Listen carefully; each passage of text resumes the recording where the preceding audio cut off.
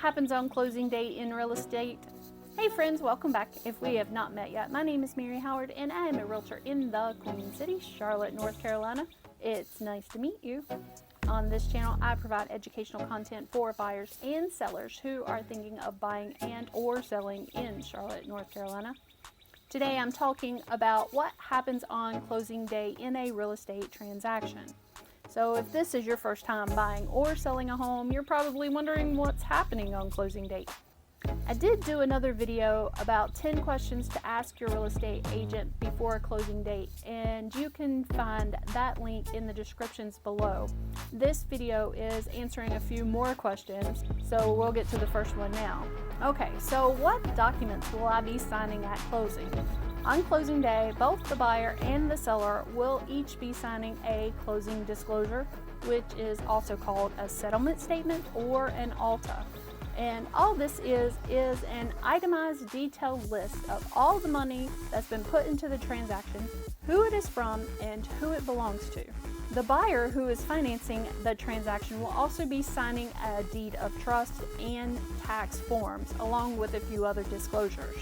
The seller will need to sign the deed conveying the property to the buyer. They will also be signing a certificate of title saying that they have the right to sell the property.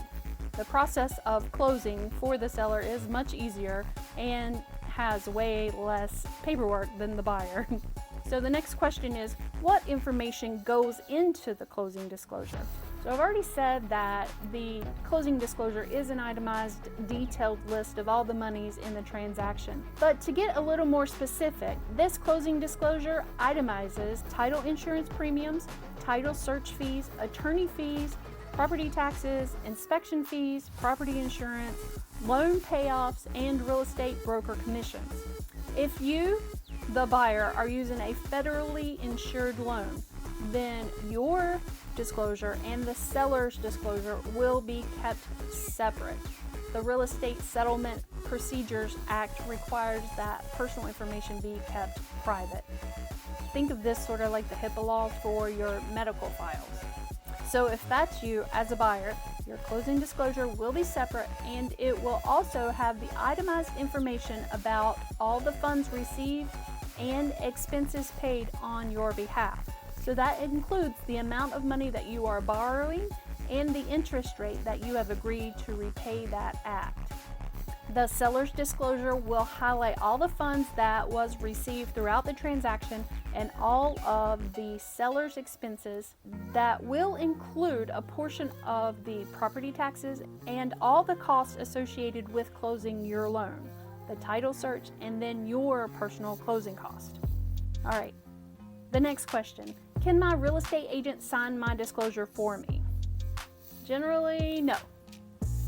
This is a binding and legal document, so the only way anyone other than yourself can sign this document is if you give them power of attorney.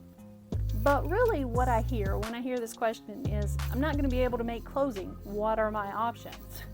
There are a few different ways to still be able to close a transaction if you are not able to sit at the attorney's table. With notice, you can have a mail-away package. The real estate attorney will complete your documents, send them to you. You will have to print them off and then go sign all of them in front of a notary public and then overnight them back to the real estate attorney. That is the easiest way if you're not in the same area as your closing attorney. But keep in mind, the more notice that you give, the better everyone will be in this transaction. All right, another question I hear often is, when will I get the proceeds from the sale of my property? Where's my money? Where's my money? Typically, in North Carolina, after both parties have signed, the attorney will then be able to finish the closing details within 2 to 3 hours. In North Carolina, the closing attorney can only disperse the funds after everything has been completed. This includes the titles being updated and all the documents have been recorded. Sometimes this takes as long as 3 hours. And if your closing is set at 3 p.m., these documents cannot be recorded after 5 because that's when the government office is closed, so it could be the next day. So this is obviously for the sellers, but the flip side of that is the question I get from the buyers. When do I get my keys? When can I move into my home? I need the keys. The answer is the same.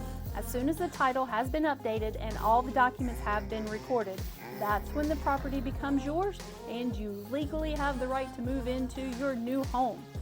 We're moving today. So, a good rule of thumb is about 3 hours after both parties. I hope these answered some of your questions. If you found any value, could you hit that thumbs up button below for me?